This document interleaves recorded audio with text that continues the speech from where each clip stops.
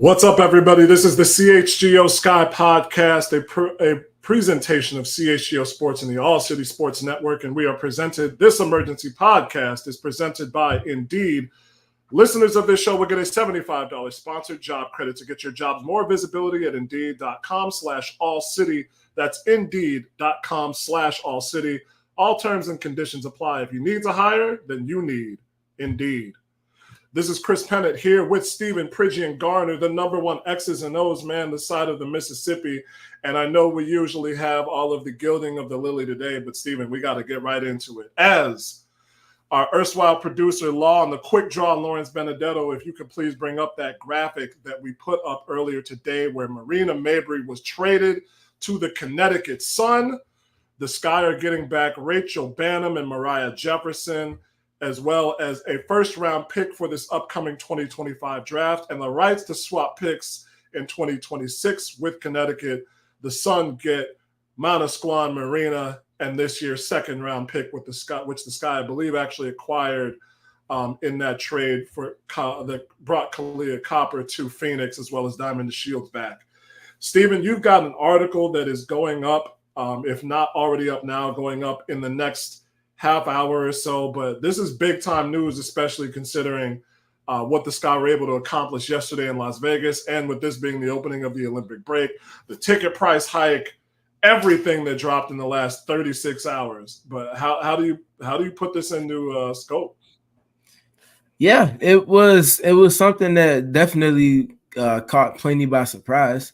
I think that I don't think it would be fair or appropriate to preface without speaking to I'll just go ahead and say it, Herculean efforts from Jeff Pagliocca and all of the decisions that he's made, pivoting from initially getting the opportunity, earning the opportunity to be the GM of the Chicago Sky and looking to attain top-end free agents, or at least attract top-end free agents, to then being able to pivot, both appease Kalia Copper with trade destination, but also replenish draft stock for the team that he's actually a part of, and to then flip those picks into the number 2 and 7, or number 3 and 7 with Camilla and Angel, to be able to do that, and then also down the line be able to flip Marina Mabrey into yet another pick and a pick swap potentially as well, and all of that. I think there's a lot there. I think that the shifting in terms of the context of the roster and the team to align with everything that Teresa Witherspoon is looking to have in terms of identity of a team, but also to have the pieces to be able to play to that around the primary pieces within that. I think we're starting to see the puzzle piece come together for the type of roster that they're desiring to have. And I think the team is going to benefit from that, especially coming out of the All-Star and Olympic break. It is interesting because now this affects the Sky, obviously, in the short term, but in an immediate sense, the Sky get back picks that they lost in the Marina Mabrey deal. Julia Poe of the Chicago Tribune tweeted about that earlier, saying, the adjective that she used for the previous trade to get Marina was disastrous in terms of the draft capital given away, not the player that they got back. My thoughts on that, as well as the Sky in the short term, and this is what I kind of want to go back and forth on just a little. You lose Marina, who, while the Sky and James Wade at the time gave up a lot to get for her, was the centerpiece right now of the team, especially with Elizabeth Williams out. I'll say this: one of the main scoring options. Right, the main 3-point shooting threat, and I think honestly somebody who everybody looked to, if not a leader, they were part of just like the chemistry of the team. Where if you're going to look to somebody who's like, hey, Marina's going to get it done, or Angel's going to get it done, or if you need something from someone, there's so many pieces on this team that were well regarded by their teammates. Alyssa Hirsch of The Next had an article earlier in May talking about how Marina Mabrey leads the Chicago Sky. And this was earlier in the season when she was shooting a little bit better. But Izzy Harrison talked about it. It's like you need players with an edge like that. And it's not to say that Mo Jefferson or Rachel Banham don't have that same edge, But I think when we saw the way that she and Kennedy Carter got along, the way that she and Angel had interacted, that meant a lot to this team. Even that moment at home against Atlanta where Marina was one of the players screaming for Angel to get the ball, to have the chance to get that 10th and 11th point and keep her double-double streak going. So you not only lose somebody within the frame of your offense who could get their own shot from time at times, as well as create opportunities from the three-point line, have that gravity that you talked about where teams had to step out and guard her, but you lose a presence in the locker room that I think those can't be duplicated. You can't just plug and play in terms of what a player brings to a team. And so in the long term, you get draft capital back, but I think you do lose a big part of your locker room for this season. Yeah, I don't disagree with that latter point, especially. I think there's a lot of value that comes from being able to build through training camp. And what I just got done speaking with off the camera with our producer today, Lawrence, the benefit of having a trade done before the post-All-Star, post-Olympic scheduling is the fact that you'll have an abbreviated training camp. And I mean, honestly, with this being the shortest in terms of span of time, the shortest training camp in WNBA history, when you get this opportunity to, kind of counterpunch that by having essentially a second training camp going into the season, going into the post All-Star stretch of the season, you can take advantage of that. You can kind of get players up to speed, and it essentially serves as a second training camp. So I think that allows for them an opportunity to, just like I said, make that happen, integrate these new players into their process, get them up to speed on lingo as well as principles and the philosophies, all of that stuff. And I think they can hit the ground running coming from this trade, stemming out of the All-Star break. I think the big thing, though, with everything regarding this trade, Moriah Jefferson's health is something that's always coming in question the last couple of seasons. If she's healthy, she's a player that can certainly help this team and help to shift the context of the guard group for the Chicago Sky team. I think that there was, especially prior to the emergence of Kennedy Carter being one of the best guards, generally speaking, in the WNBA, early in this season, there was an unprecedented amount of pressure on Marina Mabrey to make shots. Now, naturally, early in the season, she was by far up to that all-star level caliber of player that she certainly has in potential. Then that slowly fell off over the course of early June, mid-June, late June, going into July. And I think that now you have multiple players, especially if Moriah Jefferson is healthy, multiple players that can take on initiating and secondary playmaking roles, but can also space the floor on effectiveness. They'll get a different type of reaction out of a defense. And if the defense doesn't react appropriately, they can make the defense pay.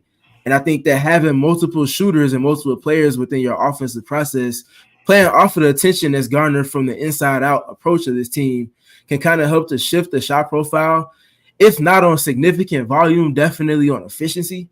And I think those impacts and opportunities on the margins, especially in tandem with the emergence of Kennedy Carter as an elite level guard and being able to do things on the ball, is going to put them in position to be more consistently successful. And we've talked about, I've seen a lot of people talk about the shot profile the last couple of weeks. I wrote about the shot profile early in June, after like the second or third week of the season, and just kind of speaking to potential concerns down the line. And we've seen those things kind of come up and see the math work against the Chicago Sky. I think this is a way for them to start to chip away on the margins at elements and process of the game where they just didn't have the impact that they needed to really stamp themselves as a potential top 7, top 6 seed going into the playoffs. Well, with this trade, I don't know, do you see them reaching that level? Do you see them getting out of the 8th spot? Because I think this is something that potentially would put them back in the lottery. I honestly think that that's what it's going for.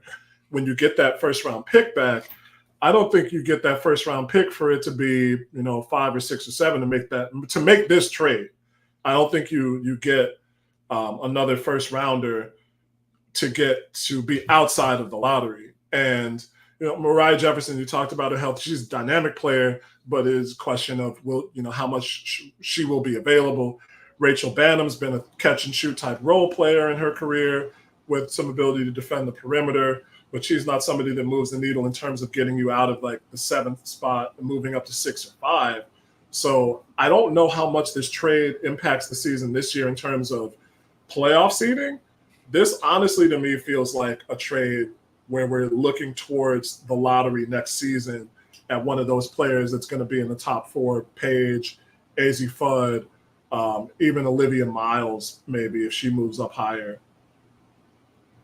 So I definitely get where you're coming from on that, but my rebuttal to that is looking at what Marina Mabrey was this season for this team comprehensively. Do you think that Rachel Banham can replicate on more efficiency the especially particularly the 3-point shooting that Marina Mabrey was lacking over the course of pretty much the majority of this season outside that early hot stretch that she saw? Say again, is it just like, would you think Marina could keep up that production, you mean? No, do you feel like Rachel Banham can replicate that and add more efficiency on top of the shooting that Marina Mabrey was lacking in multiple stretches this season? No, just because she's never been the type of player in the terms of usage that Marina's been. And if you look at her last 5 games, she had a crazy hot game against Phoenix a couple of games ago, which I'm sure that you'd seen and taken notes on. All 11 of her shots were from 3, and she hit 8 of them, had 24 points on the night. But the games around that, she'd hit 1 3, 2 threes, no threes in those last 5 games. And Rachel Banham, that's what I'm saying in terms of a player who's not necessarily a needle mover in the same fashion. Like nobody is swinging the same kind of trade for Marina, or even like half those same assets that they would be for Rachel Banham. I want to be clear to everybody listening. I'm not saying that she's a bad player. I'm saying she's not a player of the same level or value that she brings to a team. Moriah Jefferson is closer to that respect. She finished 2nd in Rookie of the Year voting her first year with the Silver Stars. And she played a good role on Dallas team. She was just underutilized. So when she ended up going to Minnesota and then Phoenix last year, people thought, okay, she's finally getting a better shake than she did with the Wings. But injuries have limited her since then. So that's why I think this is like a placeholder trade where we have Peter Hansen earlier saying that Marina didn't fit the timeline. These players very, very obviously don't fit the timeline, I think, in terms of the long run. To me, I could be wrong, but I don't think that they are players that you're looking to bring back next season. Well, that will remain to be seen, but I do think that one of the biggest things that the Sky have been lacking this season, I already spoke to the shot profile, was the fact that they didn't have players that could play off of the style of play that Reese and Cardoso have in terms of inverting your offense. And even you could throw Kennedy Carter into that because she primarily operates from the paint out. She's not a perimeter, like a 3-point shooter in that respect. So you could add the three biggest key cogs in their offense all operate from the inside out. But she didn't have the type of players to complement that style of play around the perimeter to A, shift the defense, but to also be, like I said, complement off of the style of play that those three have. I think with Jefferson, again, the thing with Jefferson is if she's healthy, she can certainly add to that. She's a player that shot nearly 40% on 2 attempts a game from deep, including shooting closer to or a little over 40% over the last couple of seasons over her career. And then Banham, you already talked about her game from Sunday, as a player that against the Chicago Sky and just generally speaking has shown the propensity to knock down timely shots and be able to play off of players that excel playing inside the arc, giving more balance and giving defenses more to think about. I think that Banham and Jefferson can add to that dynamic, to everything that's already been established with this team. And I think that they're 2 players that can certainly add to the identity piece that Teresa Witherspoon is looking to play with on the offensive side of the ball. Obviously, these things remain to be seen. Obviously, these players aren't the caliber of player that Marina Mabrey is, but the level that she's been playing at for a majority of this season is something that I feel like both of those 2 players can certainly hit to. And that's kind of where I'm looking at it through the lens in terms of looking at how those pieces fit around what's already been established here and what they bring into that based off of what they've shown through their career so far. That's a very good point. We'll have more on this as we take a break to talk about our sponsor for today's podcast. And thank you all for listening to this emergency Chicago Sky, CHGO Sky podcast. When you do something dumb like lose your laptop, sometimes you need to lay back and just chill. And the best way to do that is with Coors Light, rising above and choosing a chill mindset. Why not turn a rained out barbecue or a lost laptop into a karaoke house party or an emergency podcast? Or after a tough loss or a good win or saying goodbye to a player that you really come to love, settle the scores with an ice cold peace offering to yourself. Make the choice to choose chill and reach for a Coors Light. You know it's cold when the Rocky Mountains are blue, when LL Cool J is leaning out the window and saying, "Mama's gonna knock you out." So I'm sorry. When you embrace a chill mindset, look for the beverage that's crisp and refreshing as the Colorado Rockies.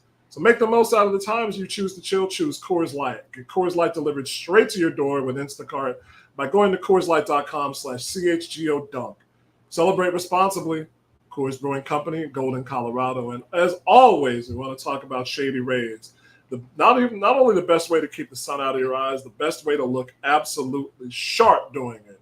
Shady Rays, the shades rated 5 stars by over 300,000 people. And the best part about it is that they will not break the bank on you. They have hundreds of options to choose from in your favorite team's colors, which means if you want that Chicago Sky Blue and Gold, you can probably get a pair of shades with the Chicago Sky Blue and Gold and hundreds other options to choose from, no matter what you want to find.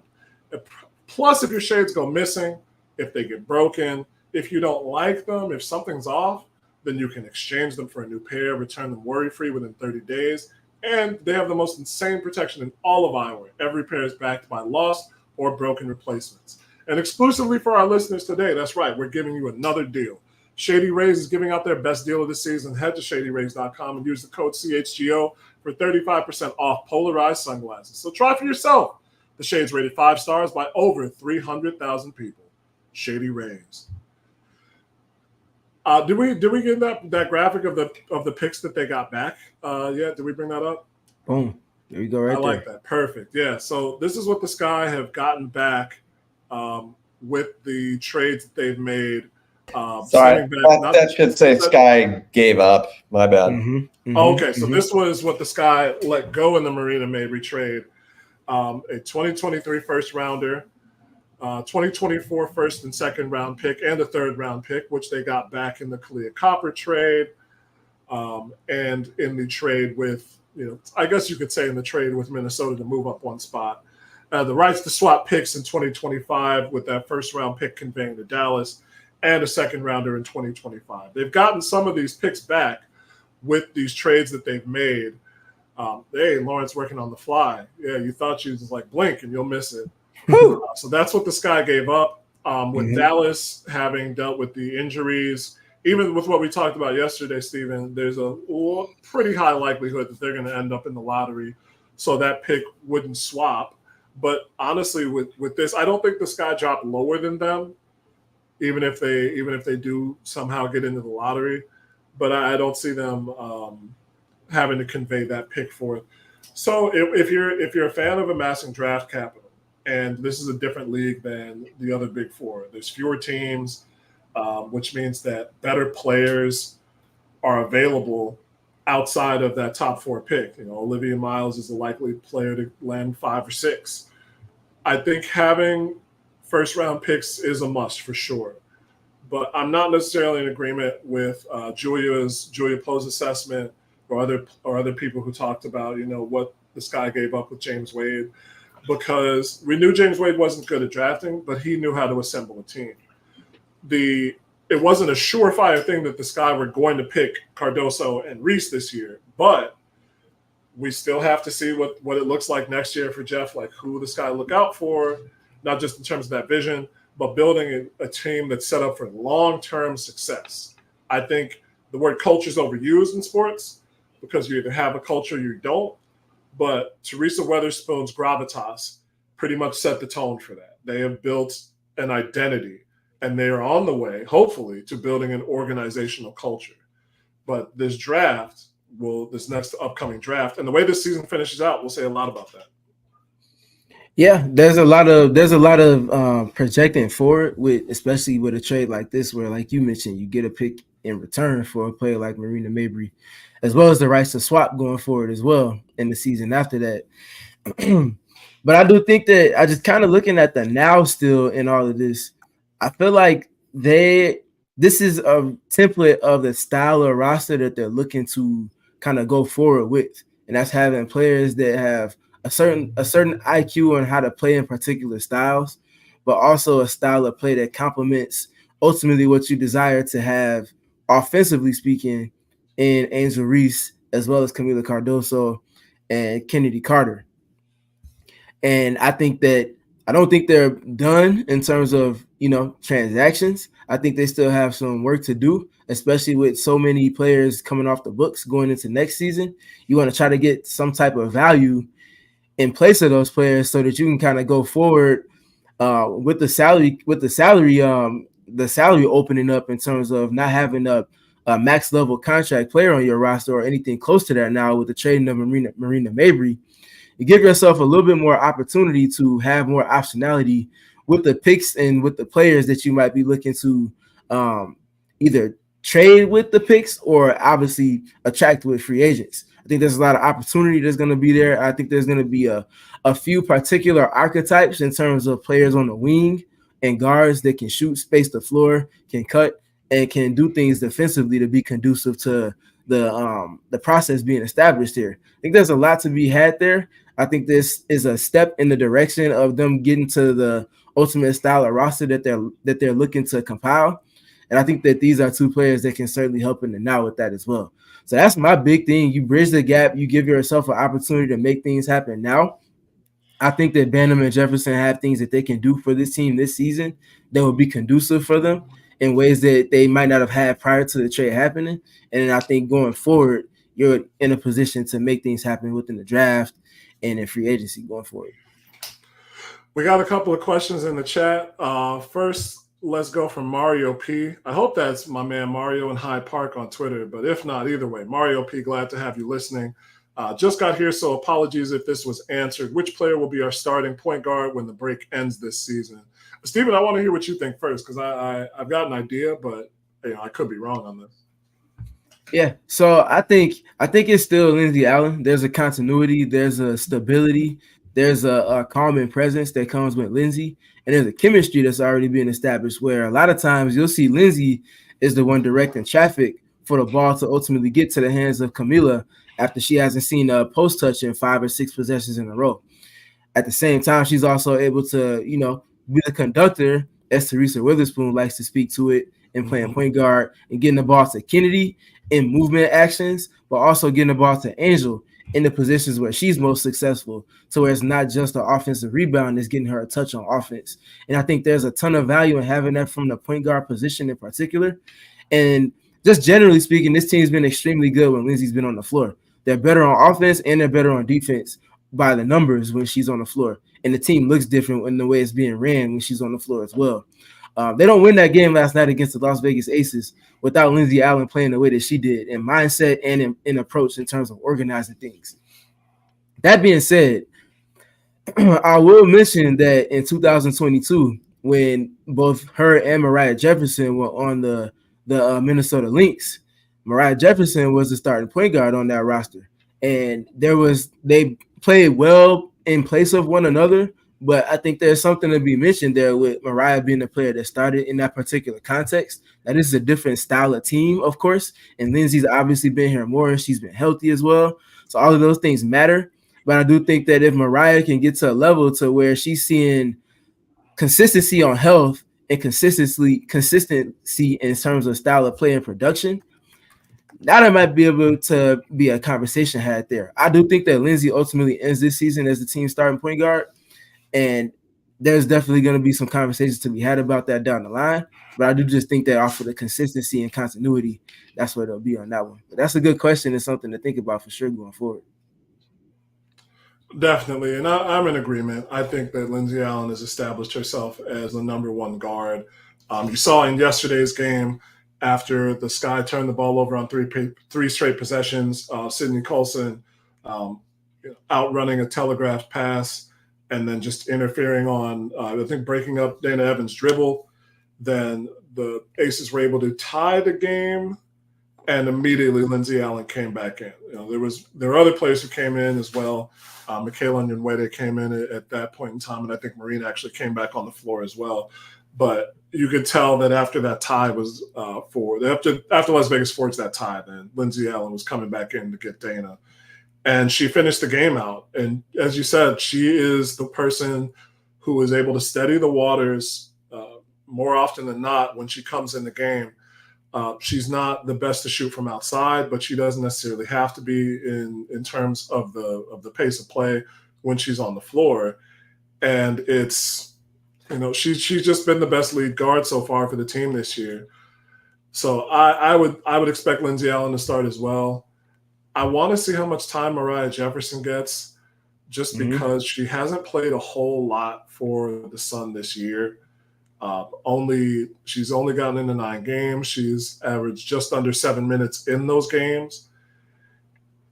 And, say what you will about what she's been able to do in the past, but even for a team like Connecticut with a player like Moriah Jefferson, I feel like if she was at that level, then they would find a way to get her more time. And this is actually something that, whether they are, not every fan is as informed as they'd like to be, but a lot of the gripes I've seen from Sky fans is about the guards and entry passes. And Moriah Jefferson's 5'6". Speak to it. But here's the thing: Moriah Jefferson's 5'6", so she knows how to pass. She knows her assist numbers are good through her career, but you're still going to have the same difficulty, I would think, when you have when you're playing a team like Atlanta that has an athletic front line and wings, and a player like Haley Jones who stands 6'1".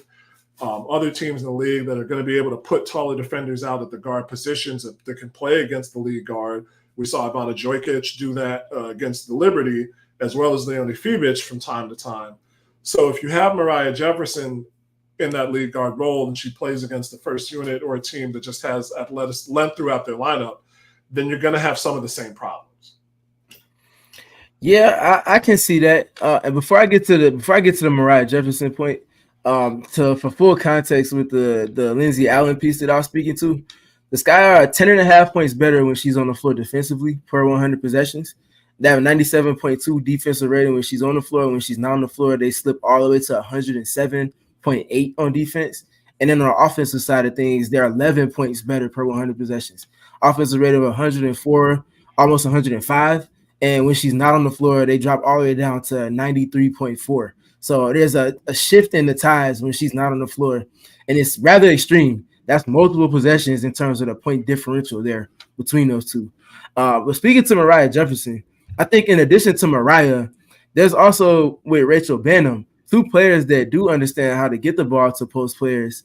But I think that's something that's going to have to shift in terms of the context of the team that we haven't seen that much prior to the All-Star and Olympic break. I think they're going to have to run more pick and rolls to get the true value out of Rachel Banham and obviously Moriah Jefferson within that. These are 2 players that have excelled over the last couple of years in that particular context of play.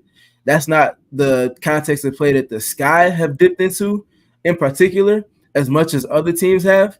I think last time I checked, they were either 11th or 10th in terms of the total possessions where they've seen pick and rolls on their offensive possessions this season across the league, 10th or 11th out of 12. So that's something I think they'll have to bake more steadily into their diet in terms of their offensive process to get the most out of those 2. But I also think that that's going to place a demand and also present an opportunity for Camila Cardoso and Angel Reese to grow. Those are 2 players that have room to grow in terms of their screening impact and the screening dynamic, understanding angles, understanding how to hold and then roll to generate advantages on ball to then lead into their roles. I think that's something that in terms of the layering of their offense, something that they could generally benefit from as a team. And I think that adding a little bit more unpredictability, like Kendi Carter spoke to with me recently about pick and roll play, I think adding that context to their play is something that could greatly benefit all existing parties. Yeah, pick and roll is going to have to be a major part of this guy's identity. I'm honestly surprised when you talk about those numbers. I'm guessing that they're from Synergy.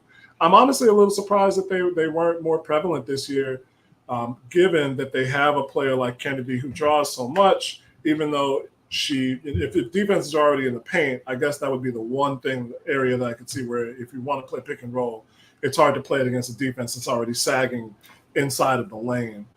But when you have a player like Kennedy, if you put the right pieces on the floor and stretch the defense a bit, then I'd like to see them get Camilla more involved in pick and roll play so that she can legitimately extend her offense a little further away from the basket. I would like to see how that operates. We do have another comment that Lawrence highlighted, but I want to check one thing before that. Well, you're right. Let's do this first because I was going to get off some. I was going to get some shots off if I pulled up this other one from Peter Hansen. Appreciate you listening, Peter. Hit the like for us if you want to see more of these podcasts.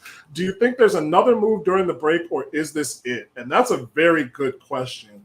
I know a lot of people were talking about trading Dana, whether the Sky were going to trade Dana, what her trade value was. It actually came up at the watch party I was at yesterday. And I think I don't know what else you get. If it really depends on what their MO is. And even after this trade, we don't exactly know. We're already discussing, does this still keep them in the playoff places, or does this put them in the lottery? If they make another trade, it has to be, I think, definitive to the lottery. I don't see them making a trade for any of the pieces that they have that brings back a playoff caliber player to really pick them up into like the 5th or 6th seed. So I don't know if there's another move. Really, I'd be hard pressed to see where it comes from. You have expiring contracts, but Elizabeth Williams is not a trade piece anymore. The only real place that I could see them going would maybe be Izzy, and I'm not sure exactly how much Izzy brings you back, even with the play that she's had, because I'm not sure which team. You could say more to this. Maybe Phoenix could use another potential like stretch 4 with their lineup, but I'm not really sure. Yeah, I think the Chicago Sky really want to address the overarching weakness with the team and shooting from the perimeter.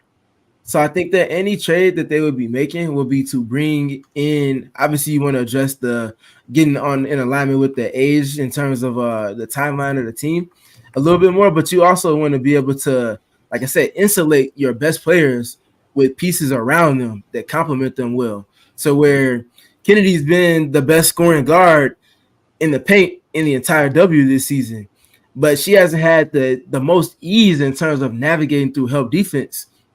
You could look at that second game against the New York Liberty and how she wasn't able to see the scoring impact and success and efficiency that she's come accustomed to seeing this season, because they quite literally play heavy boxes and elbows and just say, you have no driving lanes. And we're going to send soft double teams in addition to that, because we don't care who's spaced 1 or 2 passes away from you, because they're not up to a certain level in terms of their efficiency and effectiveness in shooting threes. That's where Michaela Onyenwere came into the game and was really able to stamp an impact, because she came in and she immediately said, if you're helping off of me, I'm shooting threes. And then she came into the game yesterday against the Las Vegas Aces, and it wasn't quite as drastic as it was against the New York Liberty. But whenever Kennedy had the ball in her hands, or any other Sky player had the ball in their hands on the perimeter, they were collapsing the paint. And Michaela came in and did the exact same thing within moments of checking into the game. And I think that having players that more directly and more impactfully address that particular dynamic of their process allows for Kennedy to have more breathing room. If you give Kennedy even a half a foot to a full foot more space in terms of driving lanes, she might be a 25-point per game scorer, because that help is going to be that much more far away. And if that help does decide to peel in, and it's Rachel Banham that's a pass away, she's spraying and knocking it down from the proverbial 4-point line on efficiency and effectiveness. So defenses have to have decisions that they're going to have to make. At the same time, you can also see Rachel Banham, in addition to Moriah Jefferson, being effective in helping to bridge that gap in terms of the Sky having effective players that are passing the ball into the post for Kennedy if she's getting into potential small post up, or obviously even more so Angel Reese and Camila Cardoso, getting the ball to those players on time and on target when their seal is most optimized and they have a foot, if not 2 feet in the paint, so that they can score more easily, I think is important. Those are two players that have shown, especially in their stint with the Minnesota Lynx and Sylvia Fowles last season, as well as in stints since then, playing with Moriah Jefferson, spending time with Brittany Griner last season, Rachel Banham spending time with the Minnesota Lynx last season, as well as with the Connecticut Sun this season. Those teams were very much oriented inside out, not unlike the Chicago Sky are. They have a relationship and understanding of how to operate in the ways that this team is going to need them to, and I think there's a lot of value to be had from that. The interesting thing about Connecticut, the team that they made this trade from, is that their leading offensive generator is Alyssa Thomas, that plays that point forward position. Now, granted, they've had lead guards in the past. We saw when the Sky matched up with them in 2021, they scuffled when they didn't have Breanne January on the floor. But they've changed their identity under Stephanie White, where Alyssa Thomas is their main distributor and facilitator. And then a lot of what they get is out of transition and defense, making sure there's only one shot, getting out on the break. Alyssa Thomas loves to run the break. Dejanay Carrington can handle when you're getting out on the floor as well. And she's a distributor when you go into that when you go into those fast break opportunities. So they really, like, you have players who have been in that system, but I don't know how much of the onus was on them to really move the ball around and get the ball in deep, even when you have a player like Bree Jones, because you have Alyssa, who's not necessarily a post-up scorer. You have DeWanna Bonner, who can operate in isolation and, for better or worse, can still shoot from outside. And Dejanay Carrington, who's really that post-up player if they have one. We had some interesting things in here from Merck with the YouTube with the stunning Steve Austin avatar. That's a person of a certain age who has Stone Cold before he shaved his head. That's a throwback.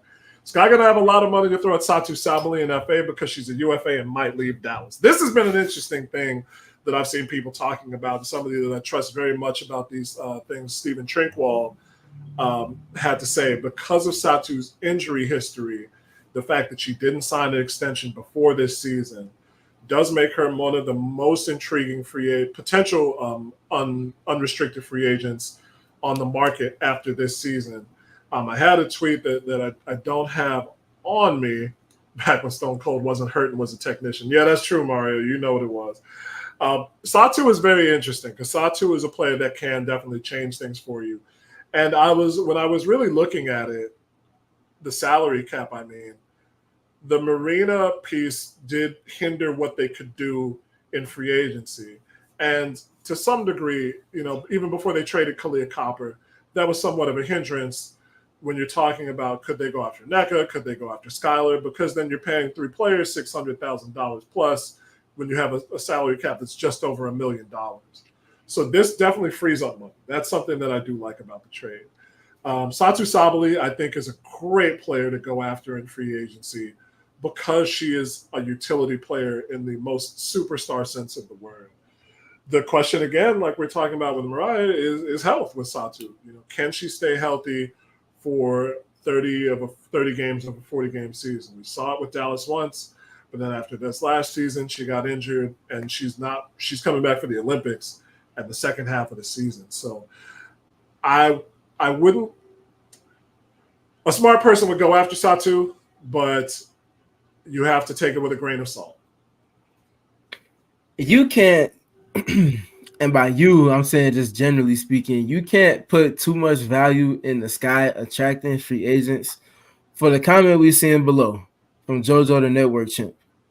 Directly in alignment with my thoughts, directly in alignment with everything that I've communicated since the emergency pod stemming from the Kalia Copper trade.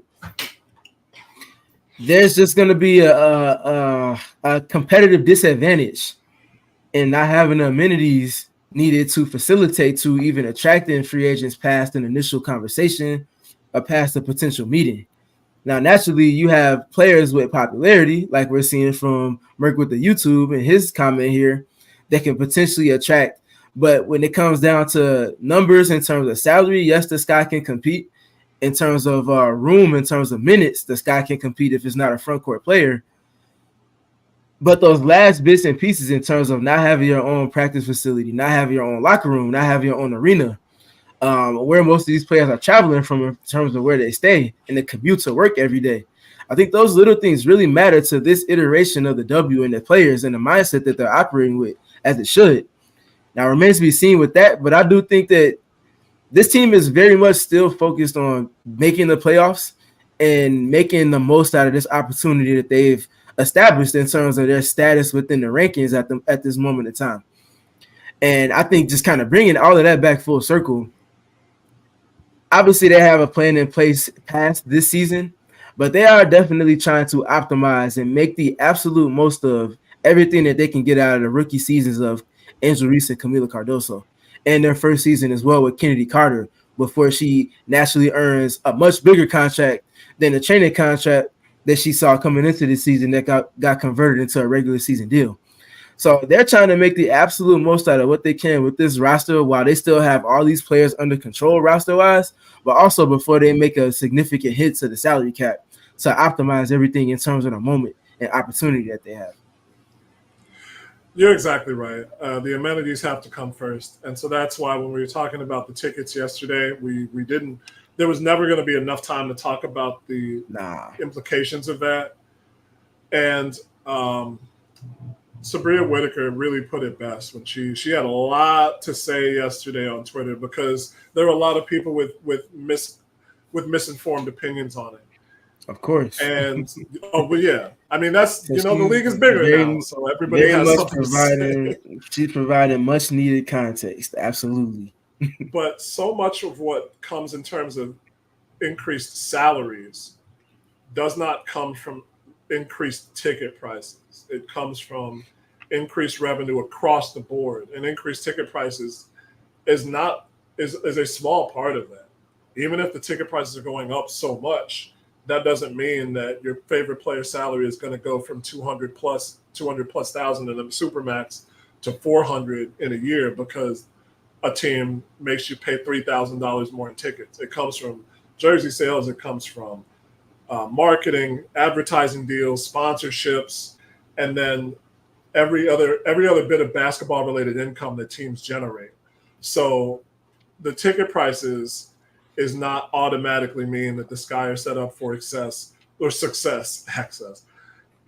They have to use the capital that they've raised and that capital fundraise from the league a couple of years ago, all of the new ownership, and really honestly the goodwill that they've built up with the draft picks that they've made this year and the excitement that they brought in this first half of the season. Use that, put that money to work. You've got to put that money to work because I've talked about it a lot this year, both in passing and on this pod.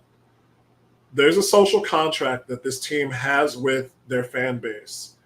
And that social contract right now is we are going along with the belief that you drafted these players to have them here for the long term. We are going to see them for 5-6+ seasons, and they're going to be the centerpiece of bringing us back to a championship and at the very least championship contention. And also you are going to bring us into the 21st century in terms of the facilities and the organizational construction so that we can match a Las Vegas, so that we can match a New York, so that we can match a Minnesota that two of our favorite players from last year went to and said, well, this is way better than anything I've ever experienced. So that social contract is, I think the team has to realize that.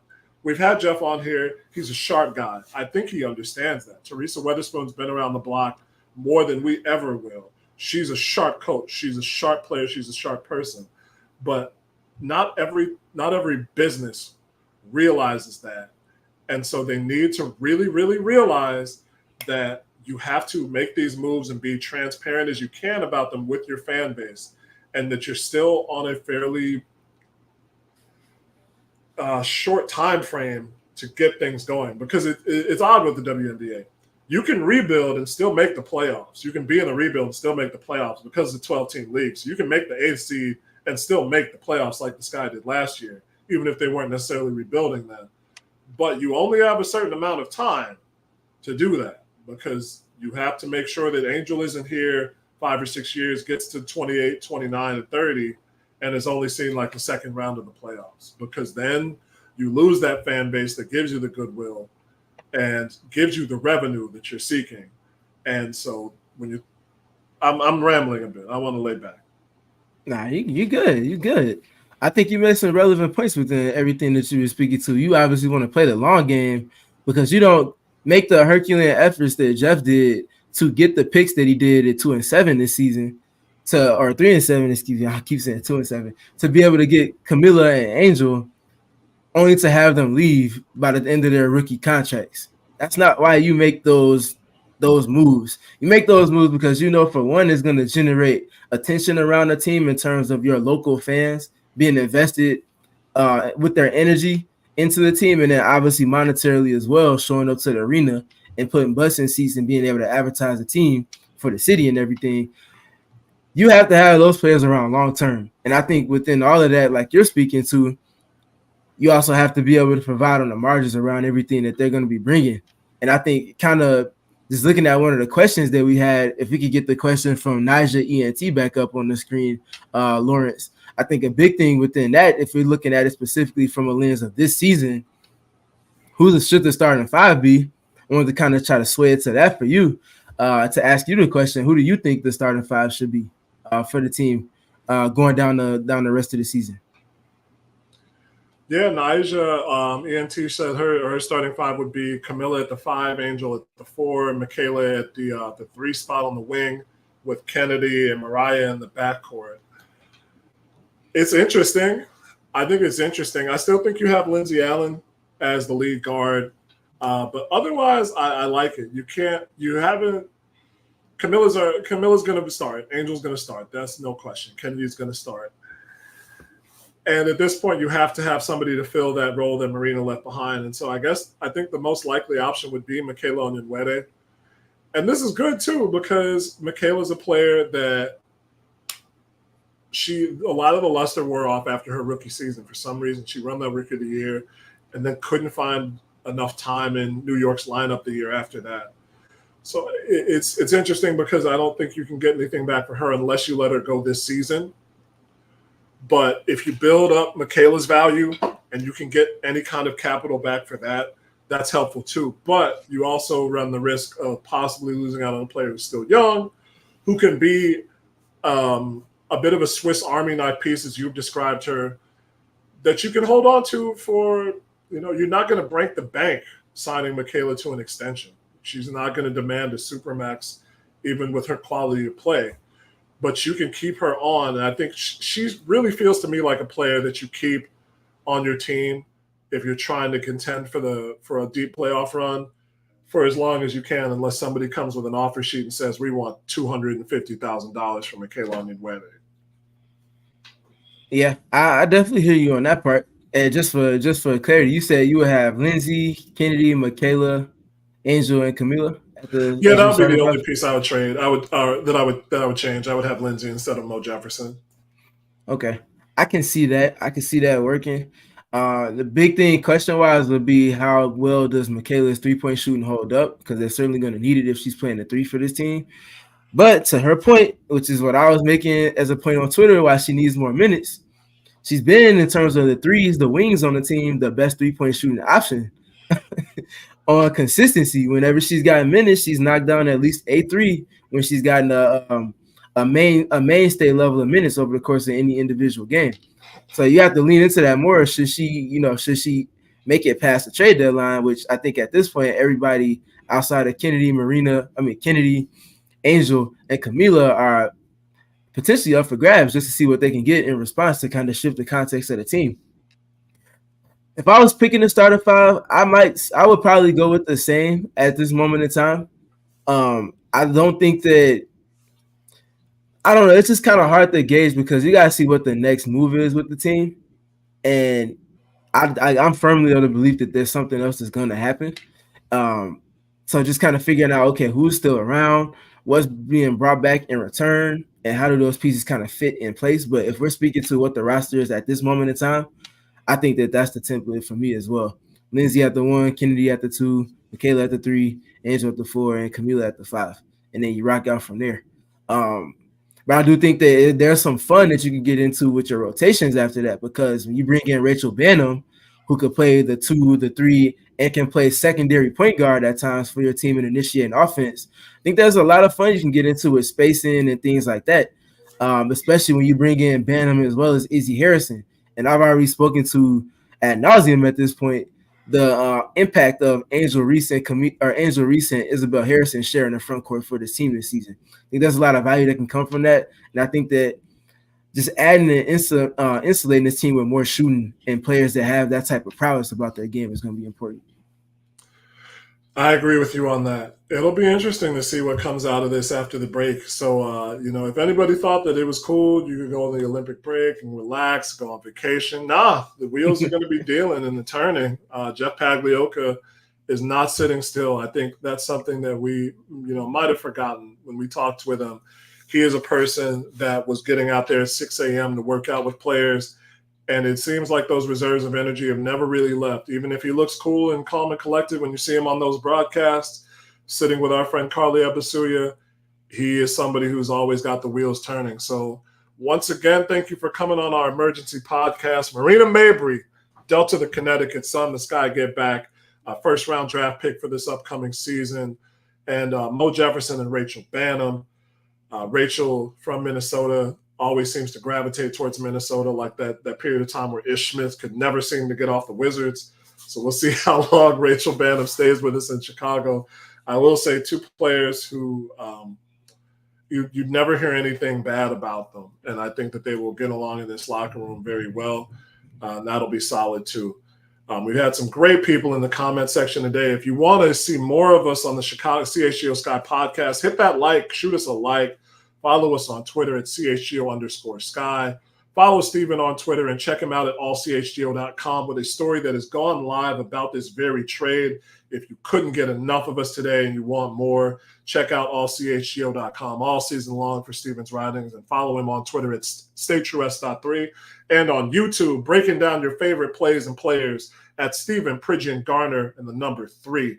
I'm Chris Pennant, a.k.a. Quandary Kitten. Shout out to the other Chris P, who was taking my shine in the comment section today. You had a lot of good things to say. I saw that. I was like, I thought Melissa was talking to me. I was like, wait, that's not – she's talking to another Chris P. Shout out the homie Chris. Out. We appreciate Chris. Appreciate the homies, Chris, and, of course, Melissa as well, tapping in with us. Obviously, Region Rev, always locked in. Always locked in. We appreciate you, Region Rev. Thank you. Thank you to everybody, and thanks to our producer on the Wheels of Steel from the Rock Steady crew himself, Lawrence Benedetto, Law on the quick draw, doing that up rock, top rock boogie with the 2021 championship. Who knew I was wearing this today? I know, right? I mean, hey, maybe that's a good sign. Maybe this is the first trade that gets us back in. Maybe Jeff Pagliocca is the Danny Ainge of our time without the asshole behavior. Listen, he's coming in and he is lighting a fire on a league that's typically dormant at the trade deadline. He's like, nah, coming in, I'm making moves, I'm making things shake. So we're gonna see. He might have another trick or two up his sleeve, but I think, needless to say, the urgency at which he's been moving since he assumed position of general manager, like I mentioned in the opening, it has to be applauded. These things are not easy. These things are not typical, and it's far from the standard in the W. So pushing the needle and evolving the brand of basketball in the W.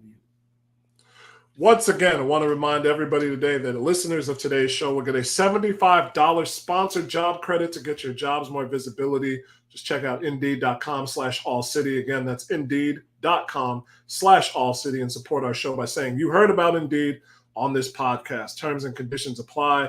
Indeed.com/AllCity. If you need to hire, then you need Indeed. This has been the CHGO Sky Emergency Podcast. Woo, woo, woo, woo. Throwing the sirens on. That's Steven. Wait, that's Steven.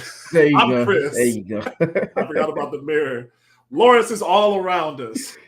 We'll see you next time, folks. Until then, be cool, be good, do great things, and keep your head above the clouds. We all silly like the mayor.